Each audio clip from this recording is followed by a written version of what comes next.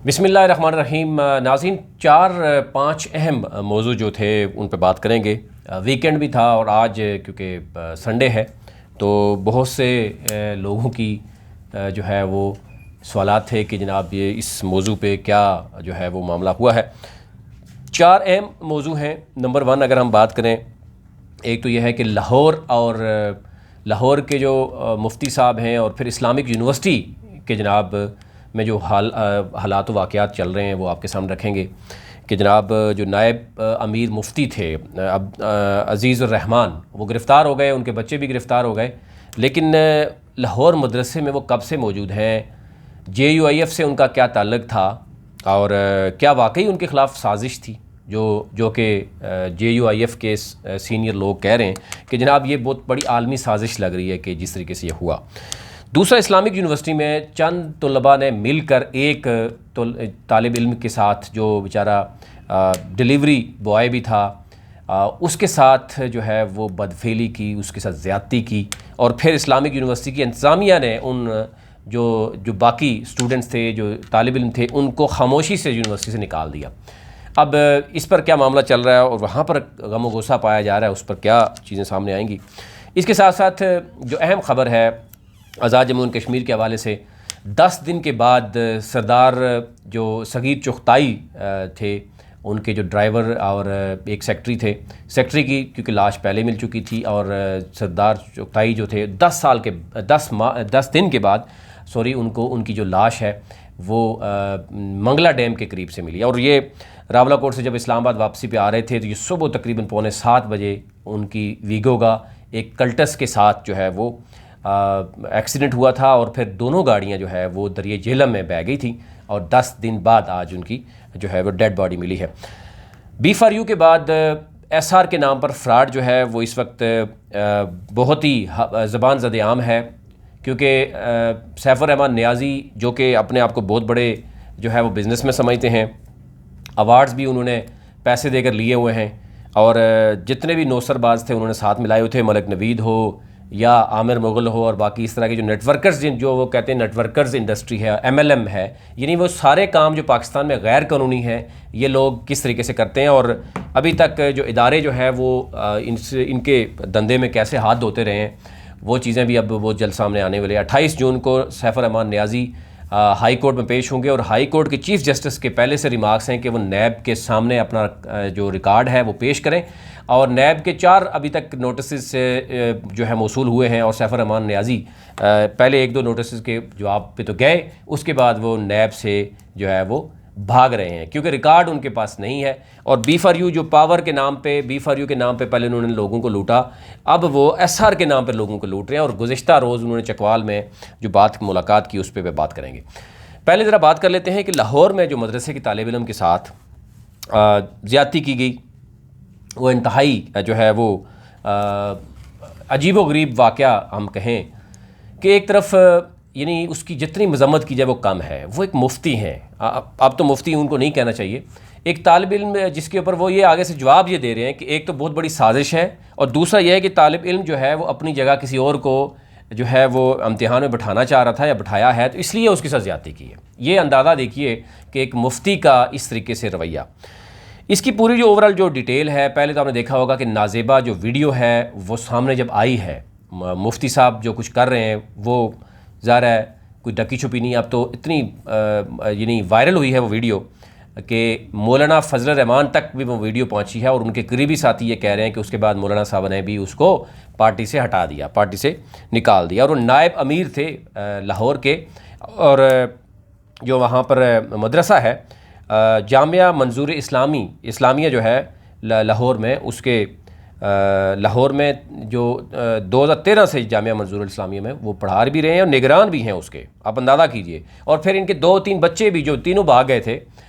अब ये यानी पूरी फैमिली ही इस मामले में मुलव्वस पाई गई है और ये बात छोटी नहीं है। आपने देखा होगा अब सोशल मीडिया का मामला है। अब गुज़िश्ता कई माह पहले की बात करें तो KPK से और इस तरह के जो पंजाब के जो साइड एरियाज़ हैं वहाँ से इस तरह की बहुत सी शिकायत आती थी और यहाँ तक कि ये कहा गया है कि शायद ही कोई मदरसा हो जिसमें इस तरह की एक्टिविटीज़ ना होती हों। तो ये इंतहाई खौफनाक सूरत जो है बताई जा रही थी।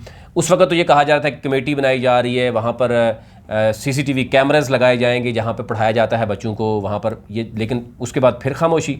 और अब इस तरह के आप देख सकते हैं कि लाहौर जैसे मेट्रोपॉलिटन शहर में ये मामला है। एनी हो, ये कहा गया है कि जनाब अब्दुल अजीज़ जो है मुफ्ती, अब लिखते हैं वो, उन्होंने कहा जी अब कि मैंने अपनी जगह किसी दूसरे लड़के को इम्तिहान के लिए बैठाया है, अपनी जगह दूसरे लड़के को बैठाने के इल्ज़ाम में मुझे 3 साल वफाकल मदारस से इम्तिहान देना ममनू करार दिया गया था। और इस बेस पे उन्होंने ये ब्लैकमेलिंग यानी वो की और ये सारी मामला सामने आया। अब उसके बाद दूसरी तरफ हमने देखा कि मदरसे के तालिब इल्म के साथ जो गैर अखलाकी वीडियो सामने आ गई है। वीडियो ना आती तो फिर तो आपको पता है कि ये एक बहुत बड़ा माफिया है इस वक्त, यानी अगर आप वैसे किसी पे इल्ज़ाम लगाते तो डेफिनेटली फिर तो मौलाना फजल रहमान भी आकर एक बड़ी प्रेस कॉन्फ्रेंस करते, वो कहते जी जमीयत उलमा इस्लाम पर भी जनाब यहूदियों ने एक बहुत बड़ा जो है वो साजिश कर दी है। अभी इस पर भी वो साजिश की बहुत से लोग बात कर रहे हैं कि जनाब कोविड वैक्सीन जो है वो मौलाना साहब को लगी है, उसके बाद वो इस मामले में जो है उनको समझ नहीं आई कि मैं कर क्या रहा हूँ। तो एनी हाउ ये बहुत बड़ी कोई साजिश लग रही है कि इनके ख़िलाफ़, JUF के ख़िलाफ़, और हो सकता है कि इसमें बहुत दुनिया की बड़ी इंटेलिजेंस जो है वो कामयाब हो गई हूँ ये काम करवा के। एनी हाउ ये जो वीडियो आई है, वीडियो के बाद अब JUF ने उनको तमाम उहदों से बरतरफ भी किया, उसकी लाताल्लुकी का इजहार भी किया, और फिर इसके साथ साथ उनको जो वहाँ से बाके मियाँ वाली में गए। अब ज़रा ये भी बता रहे हैं कि उन्होंने बहुत कोशिश की है बड़े लेवल पर बात करने की, हर मामले में उन्होंने बात की और उनको यही कहा गया है कि जनाब वीडियो वायरल हो गई है, हम कुछ भी नहीं कर सकते। अगर वीडियो वायरल ना होती तो हम दूसरी पार्टी के साथ बात करते, हम पुलिस के साथ बात करते। अब इसमें आम आवाम शामिल हो गई है। तो आप अंदाज़ा कीजिए कि सोशल मीडिया की पावर का अंदाज़ा अब आपको हो गया होगा कि कोई भी इस तरह की मामला। अब दूसरी तरफ आ जाते हैं जनाब, उनकी तो चलो FIR भी हो गई। FIR में उनके साथ गैर फितरी अमल के हवाले से, क्योंकि ज़ाहिर है वो बच्चा है, मेल है, उसके साथ जिस तरीके से बदफेली की गई वो FIR उनकी है, और फिर जान से मारने की धमकी। ये जब इसके बाद जब ये वीडियो वायरल हो गई तो इनके बच्चों ने और उन्होंने धमकी दी उस बच्चे को, साबर शाह के, कि हम आपको मार देंगे। तो ये अब FIR हो गई है, वो गिरफ्तारी भी हो गई है। अब आ जाते हैं दूसरे मरहले में। दूसरा मामला है जनाब बैनुल-अक़वामी इस्लामिक यूनिवर्सिटी है। अब दोनों मामलात ऐसे हैं जो इस्लाम से जुड़े हुए हैं, यानी एक तरफ मदरसा सिस्टम है, जब आप इसमें रिफॉर्म लाने की बात करती हैं, कोई भी मदरसा सिस्टम के अगेंस्ट नहीं है। रिफॉर्म लाने की बात की जाती है कि करिकुलम को अच्छा डिज़ाइन कर लें ताकि जो है वो बच्चे फारगुल तहसील होने के बाद डेफिनेटली ओपन मार्केट में उनको जॉब्स मिल सकें। उस वक्त भी ये कहा जाता है कि इस्लाम के ख़िलाफ़ साजिश हो रही है। जब इनको कहा जाए कि आप लाइब्रेरी बनाएं, लेबॉर्ट्रीज़ बनाएं, IT की दुनिया में भी साथ दीनी और दुनियावी तालीम दोनों बताई जाएँ, वहाँ पर भी ये मामला होता है। और मौजूदा हुकूमत किसी हद तक कामयाब हुई भी है मदरसों सिस्टम में रिफॉर्म लाने के लिए, लेकिन अभी तक ये मामला आपके सामने हैं। फिर कौन से बच्चे वहाँ पर मदरसों में पढ़ते हैं, ये एक इंतहाई अफसोसनाक सूरत हाल है। ज़ल्ज़ला आया 2005 के बाद, एक बड़ी तादाद उसके पास बच्चों की, जो आप देखा कि वो ख़वातीन बेवा होंगी, बच्चे थे, उसके बाद मदरसे में बच्चे गए। फिर इसी तरह बहुत से अब यानी पढ़े लिखे लोग भी मदरसों में बच्चे, लेकिन वो ये डिमांड करते हैं कि मदरसा में जो है वो दीनी और दुनियावी तालीम दोनों होनी चाहिए, ताकि बच्चा जो है वो अभी जैसे करिकुलम डिज़ाइन में, यानी अभी जो एक सिलेबस आया है, उस सिलेबस को बड़ा अच्छा डिज़ाइन किया गया कि वो मदरसा सिस्टम में भी होगा, वही आपको बीकन और उसमें भी मिलेगा। लेकिन ज़ाहिर है इन्वायरमेंट हम देख रहे हैं कि मेन मैटर करता है, वो चेंज होगा। अदरवाइज़ हुकूमत की कोशिश है कि सिलेबस सेम किया जाए ताकि जो एक बहुत बड़ा गैप है वो ना हो सके।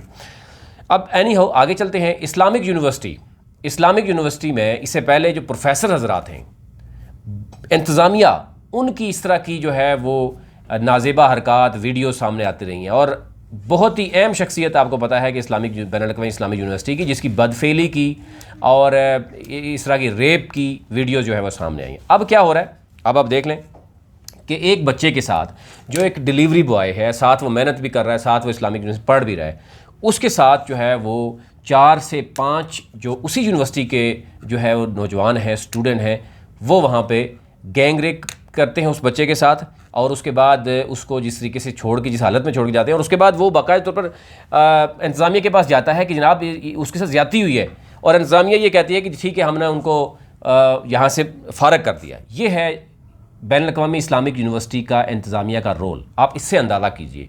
अब वो वीडियो भी वायरल हुई और वो वायरल होकर कई इदारों में पहुँच गई।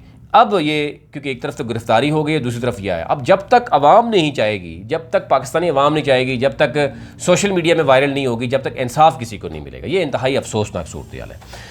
अब आ जाते हैं अगली तरफ जनाब। एक अफसोसनाक वाक़या हुआ था कश्मीर में। सगीर चुगताई साहब जो कि मुस्लिम कॉन्फ्रेंस से पीटीआई में उन्होंने शमूलियत इख्तियार की थी, सरदार तनवीर अलियास जो कि बहुत बड़े बिजनेसमैन भी हैं और इस वक्त तहरीक इंसाफ के वहाँ से टिकट होल्डर भी हैं, इलेक्शन लड़ रहे हैं, उनके जब चाचा थे और ज़ाहिर है उनकी कोशिश थी कि वो पीटीआई में शामिल हुए। उसके बाद वो एक अपने ही ज़ाहिर कंपेन के हवाले से ही उसके बाद वो सुबह वापस इस्लामाबाद आ रहे थे तो वहाँ पर ये एक्सीडेंट हुआ था। और जो गाड़ी दूसरी जो लगी थी उसमें तो हम देख रहे हैं कि डेड बॉडी और उनके एक बंदा मर भी गया जिसकी डेथ हो गई थी और एक की ज़ाहिर उसको उठा लिया गया था और उसके बाद उसके इंटरव्यूज़ भी सामने आए। ये जो वीगो थी गाड़ी अभी तक नहीं मिली, उसके साथ साथ 2 डेड बॉडीज़ जो थी वो नहीं मिली। एक जो एहतशाम कियानी उनके सेक्रेटरी थे उनकी डेड बॉडी मिल गई थी। अब फाइनली जो है वो तमाम डेड बॉडीज़ मिल चुकी हैं। गाड़ी का अभी तक कहा जा रहा है कि शायद वो उसकी तलाश जारी है, एक गाड़ी पहले से मिल चुकी थी। लेकिन इस पे बहुत सी कयासराइयाँ मौजूद थी, बहुत से इल्ज़ामात मौजूद थे उनके बेटे की जानब से, उनके सरदार तनवीर अलियास की जो छोटे भाई हैं सरदार, उनकी तरफ से भी एक इल्ज़ाम मौजूद था कि इसकी तहकीकात होनी चाहिए, ये कि उनको साजिश लग रही है, कि उनको हटाने की बात की गई है। एनी हो, अब बहुत सी चीज़ें जो है वो इससे भी क्लियर होंगी और तहकीकात होनी चाहिए और सामने आनी चाहिए। लेकिन एटलीस्ट एक जो एम्बिग्विटी थी, जो क्लियर नहीं था मामला, वो सामने आया है। अब आ जाते हैं B4U जो एक बहुत बड़ा फ्रॉड करके 5 लाख लोगों के साथ फ्रॉड किया, लोगों को इन्वेस्टमेंट के नाम पर पैसा लिया, पोंजी स्कीम, यानी उन्होंने जो है वो नेटवर्कर्स के थ्रू, वो नेटवर्कर्स अपने करोड़ों अरबों रुपए अब कहा जा रहा है कि उन्होंने बनाए और आम जो लोग थे उनको, बेवा ख़वातीन थी, ऐसे लोग थे जो बेचारे सिर्फ इस बेस पे उन्होंने पैसा जमा पूंजी और अपने घर बार भी कई लोगों ने बेचे।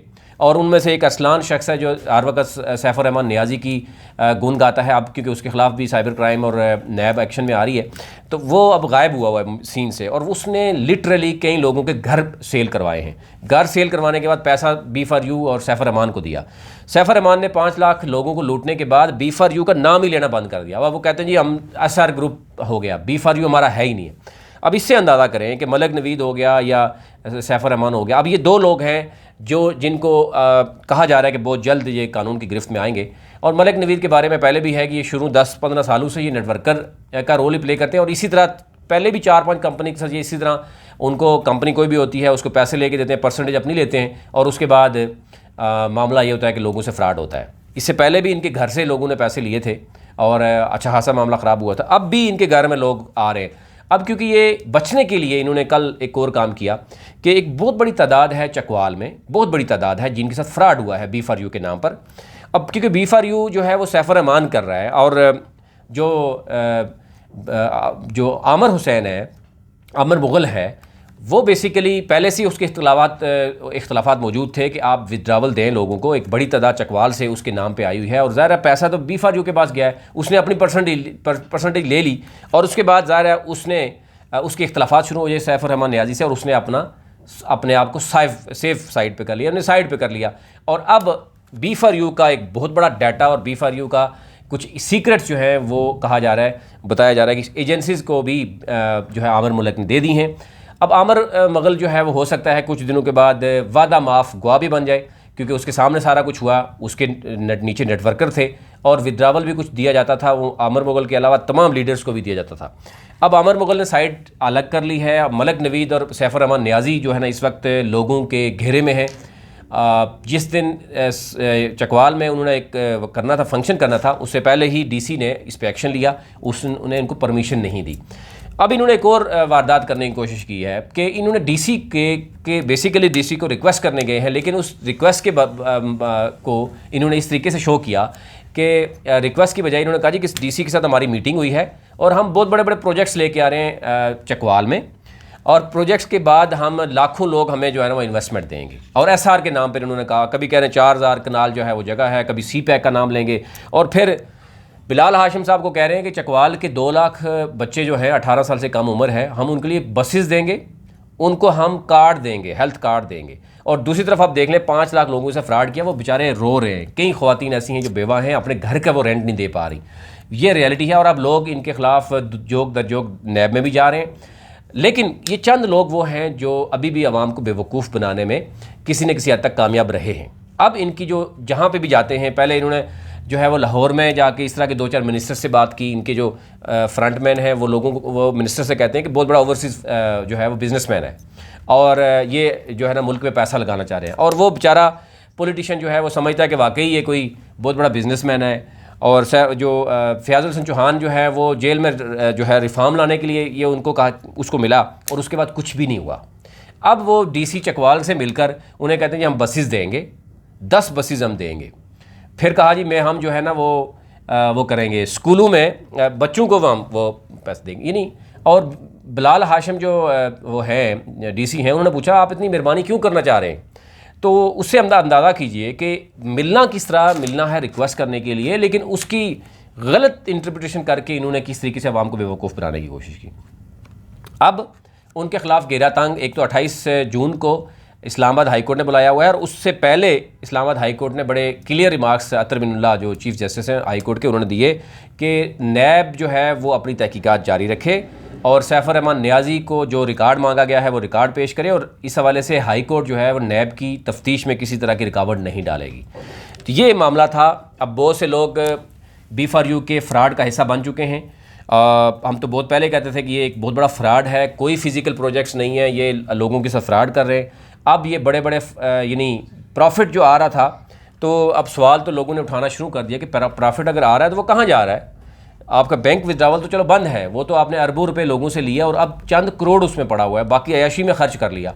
तो डेफिनेटली ये जो लीडर्स हैं, ये मलक नवीद और इस तरह के जो लोग हैं, अरसलान या ये कराची से कुछ लोग हैं या KPK से, उन्होंने एक बड़ी तादाद में आवाम को पैसा उनसे लिया, अपनी परसेंटेज ली, ख़ुद तो वो करोड़ों अरबों में खेल रहे, लेकिन वो आवाम जो बेचारी अभी तक विड्रावल के चक्कर में है और उनकी असल अमाउंट लेकर करोड़ों या लाखों रुपए उनको किस्तों में देते रहे और उनको कहते रहे कि ये सिर्फ आपके इन्वेस्टमेंट है, यानी उस पर प्रॉफिट दे रहे हैं, असल अमाउंट आपकी जो है ना बाकी पड़ी हुई है।